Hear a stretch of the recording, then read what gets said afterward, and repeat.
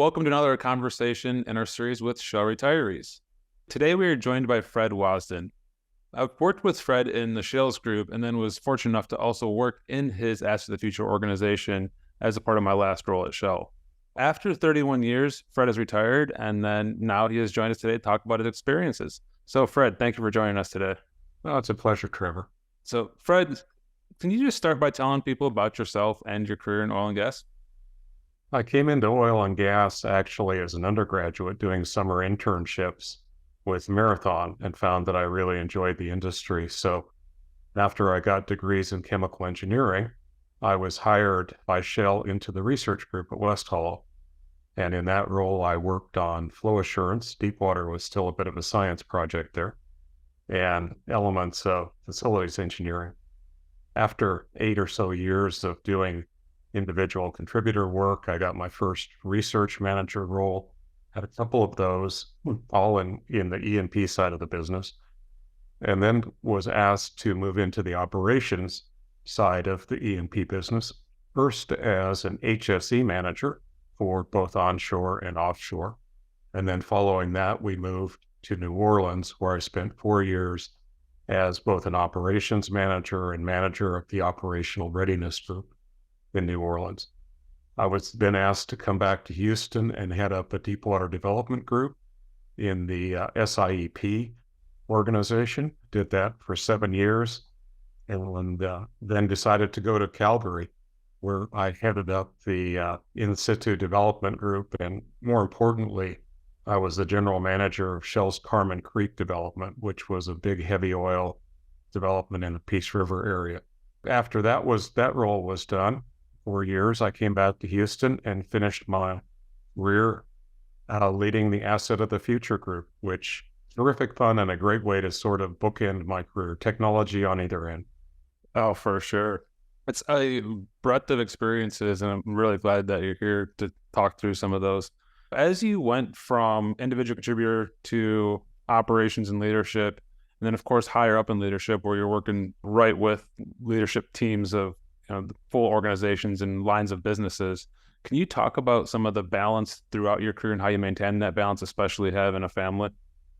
It's a challenge. As you know, Shell is very demanding for individuals, for the entire organization. And so it is a challenge to maintain some separation between the 100% effort at work and then switching off and becoming 100% dad at home. There were times when I did that better than other times, and I wish I had a recipe to tell people how to do that. I think it's more difficult now with the number of ways that we can communicate. The early parts of my career, we didn't have the mobility that we do now.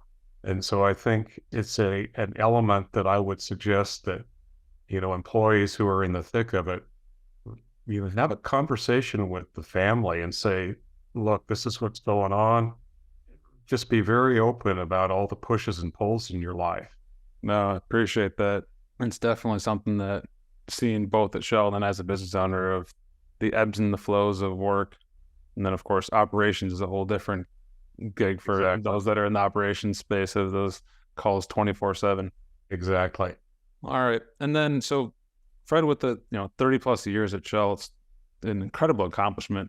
When you look back over that career, what are you either most proud of or most grateful for? I think the two things sort of overlap. And when I joined the company, I was immediately thrown into the department safety team and did safety audits and so forth. And as a new hire, I just wasn't quite sure what that was all about. I was excited about doing research and building big things and that. But as I look back, the thing that I'm most proud of and I'm most grateful for is that basically on my watch, nobody got hurt. I didn't get hurt, and I'm very grateful for the fact that Shell prioritizes not only safety, but physical health, mental health, wellness, all of those elements that now, as I sit here today as a retiree, I'm in pretty good shape. I have all my fingers, and the people that I worked with the same way. So that I'm very grateful for Shell for having a culture of that I think has been there for many, many years, if not decades. And I'm proud that I did my part and kept people safe. That's the thing I'm most proud of. That's incredibly powerful. For those listening, my first child was born while I was working within Fred's organization. So from a parenting standpoint, Fred also provided me with a lot of advice and sanity as well. Excuse me.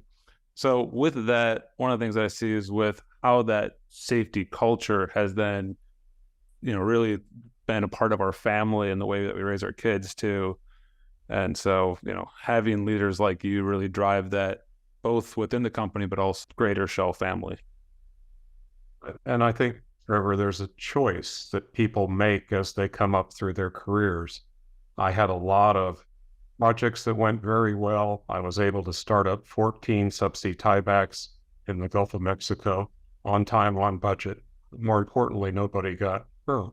And so there were a number of professional goals that were accomplished. But the thing about Shell, and I suspect other oil companies, is you start to view your coworkers as family members. And it's that level of personal connection. I'm still friends with dozens of folks, even after we've been out of the company for years. So I'm really glad that we're all in good shape. And then with that, let's kind of transition to staying within the company. So the oil and gas industry is very cyclical. How did you manage the ups and downs throughout your career? I'm laughing a little bit because I think I had been with the company less than 2 years when we had the first correction. And as a relative new hire, I didn't know which end was up. I was hearing every kind of thing, and I really didn't know what any of it meant. At one point, I did a count, and over my 30 years, I think I was part of at least 12 reorganizations. Wow. And most of those were accompanied by some kind of downsizing. So, every couple years there was something that needed to be reshaped or restructured or whatever. The first way to sort of manage that is to keep your eye on the state of the industry as a whole. Be aware of which direction the industry is moving. Is it tough times for oil and gas? Is it boom times? Just that awareness. Within that awareness, then you can take a look at where you are positioned within the company and determine, is this a place that still makes sense? And, one of the examples that I'll use, some friends of mine got heavily involved with Shell's algae business back in the early 2000s. And that was a position that didn't last very long. Very fun for them for the time. But I always felt more comfortable being sort of in the guts of the business. That's just me. I also didn't take it personally at some point. The nature of the business has always been cyclical. I realized that there are some times when things happen that are beyond anyone's control that, simply impact large organizations. Not to say you're a good or a bad person. The second part of that is that we maintained a pretty conservative financial lifestyle.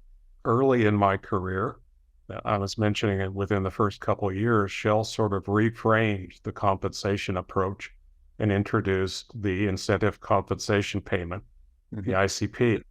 And that was almost a trade-off for people accepting the fact that employment for life was now gone. With the bonus structure coming in, my wife and I decided that we would simply live within the base salary and the bonus would always be put away. And that helped us as we navigated the ups and downs because we built a pretty good cushion just based on the bonus. And we recognized that if we needed to, we could kind of run and maintain the house for a good amount of time based on that. Oh, that's incredibly smart and very forward-looking of you, especially when remember. Then fast forward a couple years later, there was bonuses where the business factor was 1.7 all the way down to 0. So Yes, good, or it can be really bad, non-existent. exactly. And then throughout those, all of those layoffs that you were part of and restructurings that you were a part of, did you ever consider switching? And what made you stay? I did consider, in fact, this will sound a little bit crazy, but about every 5 years, I would sort of take a hard look at the external market. What's going on? What are the other opportunities? Different industries, in fact. Houston is a terrific place for new growing industries. And so I would visit with people and see what was available, where I might fit in. And then I sort of, would talk to my wife about here's the opportunities. Here are the opportunities I see in Shell. It still feels like a pretty good fit. And I like the culture. But every 5 years, I would sort of test that with myself. If you get right down to it, Shell's compensation structure is pretty solid. It's not the best in the world, but you can pretty much count on things being consistent year on year. So that was part of the consideration as well. Oh yeah. I really appreciate you sharing that every 5 years, especially, and that consisted throughout your career, even though when, Yes. after 20 years in. Yeah, uh, indeed. Okay. Because I think what people should recognize is while you're trudging along day to day within the Shell world, you're gaining experiences that are incredibly valuable to people who are outside of Shell. A good example is perhaps you were part of a team that negotiated a new pipeline deal in West Texas. To you, it might have been just another day at the office, but to a new pipeline company that's starting up, all of a sudden you become a subject matter expert in an awful lot of things, and they would be willing to pay you a bundle of money to help them with their problems. And that was the biggest reflection I had actually after retiring was all the little experiences that added up over my career are to the rest of the world incredibly valuable. And the insights that person develops, to a lot of people just makes a huge difference. Yeah. And then are there things that you did to track that in terms of saving different documents or year-end reviews or anything? I just think back of my career at Shell and just remembering all of those things and concising them down into like a resume format seems a challenge in itself. It is a challenge. And as the years went on, I created not a resume, but a CV, which is a lengthier document with a bit more detail. And I updated that not quite yearly, but pretty close Oh, wow. with sort of facts and figures. Now, I use that only for myself, frankly. I don't want to put some of the figures out in the rest of the world. But if the figures, and a lot of people will be working on projects that are publicly known. It's okay to say that you led construction of a $400 million pipeline, things of that nature. So I kept a bit of I won't call it a journal. I used the CV format. Every role that's, what did I do? What was the impact? What are the quantities associated with that? Any kind of publications, any kind of honors and awards. It's really tough to recreate after the fact. But if you do it every year as part of the yearly goals and performance review, it's pretty easy. Okay. Yeah, that's how you mentioned that, because that just intentionality now and that proactive thinking now can really help people. So then let's kind of then transition though. So after 31 years and after checking out the market every 5 years or so and stay in place, finally did pull the trigger on retiring with Shell. So how did you decide to retire? Did you have a set criteria, either personally, professionally, or financially? A very difficult question. And so I can only share my experiences because for everyone it's different. The literature is filled with articles about attaining the right amount of money for a successful retirement. Like I said, we lived pretty conservatively. We still do. And so it wasn't so much about the money. For me, what it really boiled down to was I was looking at the company. I had some options actually as part of the reorganization, but I didn't see any roles that I really was excited about. I'd had some really terrific roles throughout my career. I just loved it. I was excited. It was interesting. I learned a ton. And then I got to the point where I looked around and said, done that. That's a lot of fun. But I didn't find that one thing that I really, really wanted to do. And so with that and having the resources to fall back on, My son was still at home. He had one more year of high school. My daughter was in between undergraduate and med school. And I thought, it would be terrific to have the time to do things with them, help them move, be there, be more present, if you will. And so you sort of roll it all together in a ball. When I did sort of push the button, literally click the mouse to accept the severance offer, I actually had my wife with me, and she was there when I clicked the button. So it was very much a joint discussion and a joint decision. Oh yeah, and probably a joint relief slash a celebration slash a little bit of anxiety. I'm sure when you're hitting click. It's a whole new world. It really is. And I think the common thread among Shell retirees is, wow, I predicted part of it, but there were some things I just wasn't able to predict. Okay. So then now that you're a couple years into that, so what are the things that surprised you, or what are some of the things that you missed the most about being at Shell? Well, I'll come back to the things I miss the most is, working with really talented people who are just kind people. I think the coworkers I had over the years, the colleagues, I really enjoyed, just the day-to-day interaction, working on teams. That's just tough to recreate. So I do miss that part. Having said that, post Shell, there are other organizations, other groups, other opportunities where you could find similar ways to interact. So that for me has been one of the things that I've accomplished in my consulting work. Right. Is I like to do projects with groups of people where I contribute to a team effort. And that's where I'm targeting myself. Okay. All right. Now, Fred, the audience for this, most of the people that are watching are in their 30s and 40s. If you were to go back and give your 40-year-old self one or two pieces of advice, what would that be? This is not going to be a surprise, Trevor, but there are two things that really matter increasingly more as you get to the retirement age. The first of which is your physical health. I was a little bit on and off with keeping my health up. I would have years where I was really in great shape at the MS 150, et cetera. And then years where I sort of told myself a story about I don't have time to get to the gym. My advice to 35, 40-year-old is just stick with it. Pick something that you enjoy. Hire a trainer to keep it interesting. Join a group. Do whatever it takes, but keep your exercise going. That's really important. The second part of that, which is a mental health kind of thing, is prioritize relationships, particularly those outside of work. Get deeply involved in whatever organizations kind of fill your bucket. I did some things with our church. I did some things with professional societies. In retirement, I'm doing much, much more of that. But the relationships, having some family friends that you're able to travel with, have dinner with, just enjoy their company becomes incredibly important.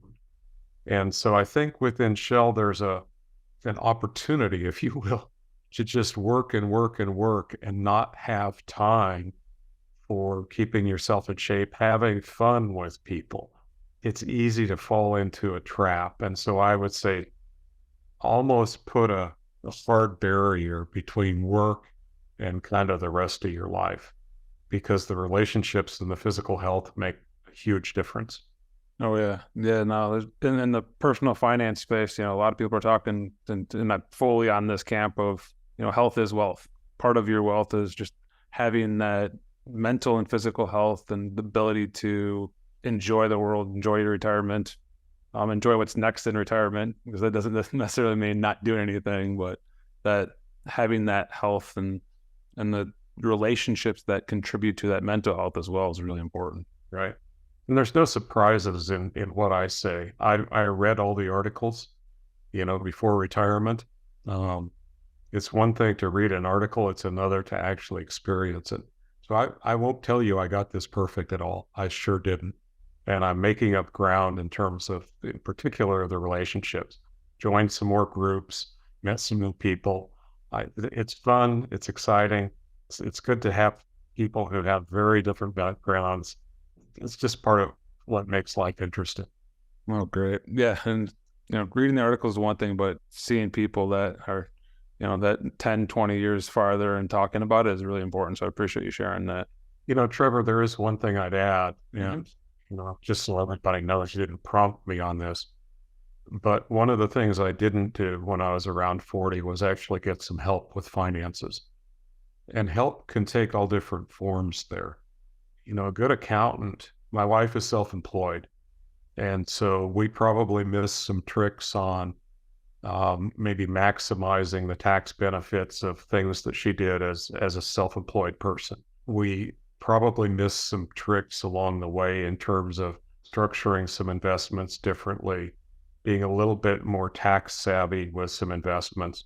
Being a good shell engineer, I had a spreadsheet for everything, Hmm. which is great. But I was also working pretty long hours, and so I didn't have the time to really look at some of the other options. And if I had to do it over again, I would suggest people hire somebody to help them, whether it's a one time, here's where we are, tell me what you see, whether it's an ongoing relationship, whatever that might look like. That would be one thing.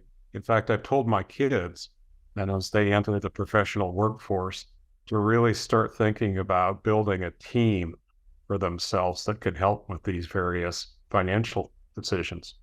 No, I love that. Yeah. I tell everybody that the people that I work with, most of my clients being Shell and oil and gas professionals, they're incredibly smart people and they can figure out all the stuff that I do on their own, but it takes the time to do it. It takes the discipline to do it.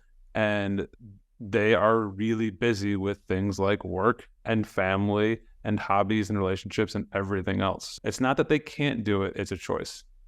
I think you were mentioning about people having the ability to do all kinds of financial planning. But to be blunt, the amount of money you pay to somebody to have that done and have that done right is pretty doggone small compared to the compound benefits of having that done right at an early age. It's really too late when you hit retirement age to start worrying about a financial plan. That to me is a big myth that you can all of a sudden, a year before retirement, come up with a financial plan. You Yes. could come Yeah. up with a spending plan, but not really a financial plan. Yeah. One of the most impactful things in my career was when people were in their 50s, 30 years of Shell, and they could not retire because of just the way their finances were structured. It wasn't that they didn't save, but the way they were structured during reorgs, the stress that these people with Yes. 25 plus years of good employment and diligent savings had was incredibly powerful for me to see the importance of spending time on that education or getting help, and either way to make Yeah. sure that you're doing that earlier in your career so that when it matters, it's already been done right. Indeed. Awesome. Fred, I appreciate you throwing that in there. Now, so going forward after 30 years of, working with Shell and retirement, going forward, what are you most excited about now? A couple elements. The first of which is our son is still in his undergraduate program. Our daughter's in mid school. We're just very excited about spending time with them as they kind of launch their careers. And that's everything from spending time with them on campus to helping them, figure out where they might want to live, all of that. It's tremendously rewarding to be able to help your kids, not do it for them, but to help them and, just be part of their lives at that stage. So I'm looking forward to that. I'm very excited to see how their careers, kind of grow. We're doing some traveling. Kay and I actually set up a travel budget. It's pretty easy to sort of push that out as well. But we found that if we say, okay, here's a bucket of money that we're going to spend this year on travel. Mm-hmm. Now we could do a number of short trips or a big trip or whatever that might be, but we will spend this money. And that's been really fun. If you treat it almost like a lottery winnings that have to be spent on savings and not on savings, actually on travel. And then I'm doing some consulting, which I really enjoy.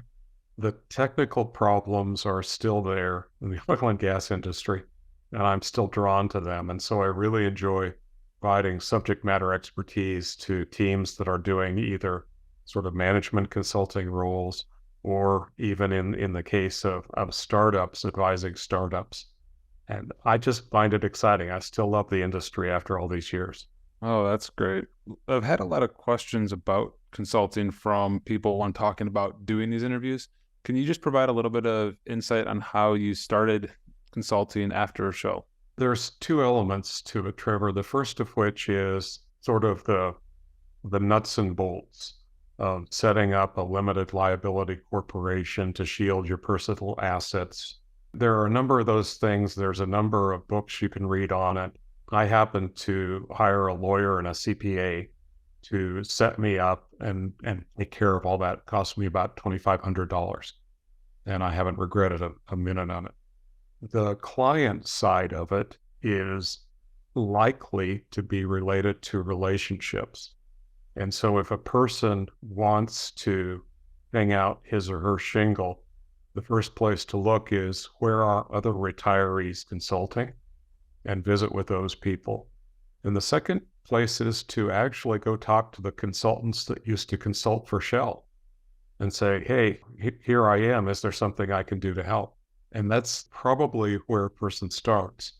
The biggest question that people will ask is, how much money should I charge per hour? And that will very much depend on kind of what market you're targeting. But if you choose to go into a larger organization, there'll be a set schedule. So it won't be much of a negotiation. They'll say, here's our rate, and you can take it or leave it. But it's enough to make it worthwhile. I'll just say that. Sounds good. Well, Fred, thank you for joining us today. Thank you for sharing your experiences and story and advice. And, look forward to catching up in the future and hearing about all of the college to career transitions of your son and daughter and consulting and everything else going forward. Yeah, it's been a pleasure, Trevor, and best wishes to you as well. Thank you, Fred. Really appreciate it.